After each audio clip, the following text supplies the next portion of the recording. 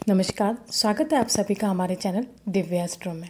मैंने बड़ी तीज, कजरी तीज से संबंधित 3 कथाएं अपने चैनल पर पहले से अपलोड कर ली हैं। आप मेरे चैनल पर जाकर वो कथाएं देख सकते हैं और उससे तीज वाले दिन सुन सकते हैं। आज मैं आपको सुनाती हूँ कजरी तीज की चौथी कथा, बड़ी तीज नीमड़ी की। किसी नगर में एक सेठ सेठानी थे। उनके पास खूब धन तो था, लेकिन उनका कोई पुत्र नहीं था। सेठानी ने भादुड़ी बड़ी तीज का व्रत करके तीज माता से कहा, हे नीमड़ी माता, मेरा बेटा हो जाएगा तो मैं आपके 1.25 मन का सातू चढ़ाऊंगी। तीज माता की कृपा से 9वें महीने सेठानी के लड़का हो गया, लेकिन सेठानी नीमड़ी माता के सातू चढ़ाना भूल गई। सेठानी के टोटल 7 बेटे हो गए, लेकिन सेठानी ने किसी भी बेटे के होने पर सातू नहीं चढ़ाया। पहला बेटा विवाह योग्य हुआ तो लड़के का विवाह कर दिया।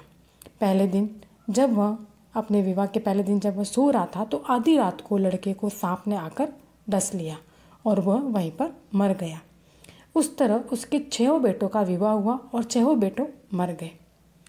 अब जब 7वें बेटे की सगाई का समय आने लगा, तब वह सेठ सेठानी चिंतित रहने लगे और उन्होंने सगाई करने से मना कर दिया। गांव वालों के बहुत कहने व समझाने पर सेठ शादी के लिए तैयार हो गया कि अब अपने बेटे का विवाह कर लो। तब सेठानी ने कहा कि गांव वाले नहीं मानते हैं तो इसकी सगाई कहीं बहुत दूर देश में करना। सेठ जी सगाई करने के लिए घर से चले और चलते चलते बहुत दूर एक गांव में गए। वहाँ 4-5 लड़कियाँ खेल रही थी जो मिट्टी के घर बनाकर तोड़ रही थी। उनमें से एक लड़की ने कहा कि मैं तो अपना घर नहीं तोड़ूंगी। वह बहुत ही सुंदर मिट्टी का घर बना रही थी।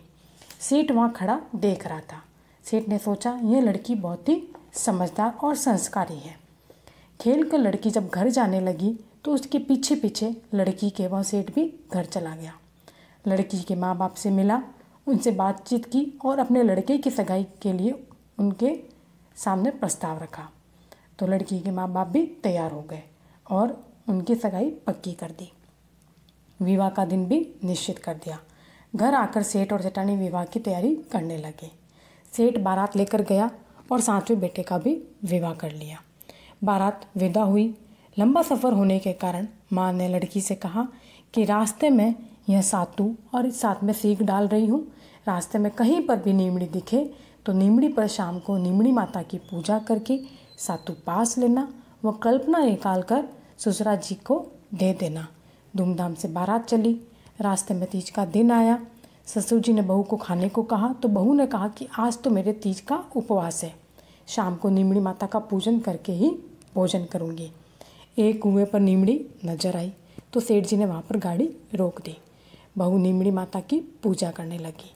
नीमड़ी माता पीछे हट गई तो बहू ने कहा, हे माता, आप मुझसे क्यों नाराज़ हैं, आप पीछे क्यों हट रही हैं। इस पर नीमड़ी ने कहा, तेरी सास ने बोला पहला पुत्र हो जाएगा तो आपको सातू चढ़ाकर याद करूंगी, लेकिन उसे याद नहीं रहा। बहू बोली, माता, हमारी भूल चूक माफ़ करो, मैं आपको सातू चढ़ाऊंगी। मेरे 6 जेठ को वापस ला दो, वो मुझे पूजा करने दो। माता नववधू की भक्ति और श्रद्धा को देखकर बहुत ही प्रसन्न हो गई। बहू ने नीमड़ी माता का पूजन किया और चांद के अर्घ दिया। सातू पास लिया और ससुरा जी को कल्पना दे दिया। प्राय होते ही बारात अपने नगर को वापस लौट गई। बहू ने ससुराल के घर में प्रवेश किया। उसके प्रवेश करते ही 6 जेठ प्रकट हो गए। उन सभी को गाजे बाजे से शामिल लियो। सासू बहू के पैर पड़ने लगी तो बहू बोली, सासू जी, आप ये क्या करते हो, बोलवा करी सो याद करो।